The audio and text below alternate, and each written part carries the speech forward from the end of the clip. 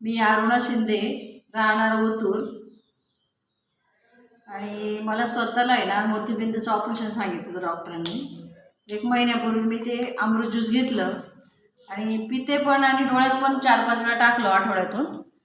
तर मला पुन्हा चेक केलं 1 महिन्याने, तर डॉक्टरांनी सांगितलं मोतीबिंदू नाही आता.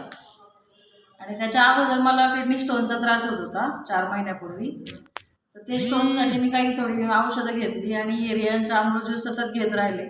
तर ते मोतीबिंदू ते स्टोनचे खडे आहे ना पूर्णपणे नाहीसे झाले आणि जो त्रास होता तो पण बंद झाला. तर आमच्या घरामध्ये माझ्या मिस्टरांचं खुब्याचं ऑपरेशन केलं 2 वर्षापूर्वी. तर ते त्यांना चालायला जमत नव्हतं, ते असे झोपूनच असायचे नेहमी. तर त्यांना पण मी अमृत ज्यूस दिल्यापासनं ते महिन्यातच चालायला लागले वॉकरवरती.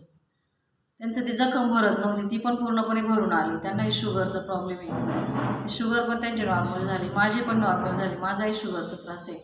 तसं माझ्या सगळ्या कुटुंबाने हे औषध घेतलं आणि सर्वांना त्याचा चांगला फायदा पडलेला आहे. तर प्रत्येकाने घ्यावं. मॅडम तुम्ही किती दिवस घेतलं?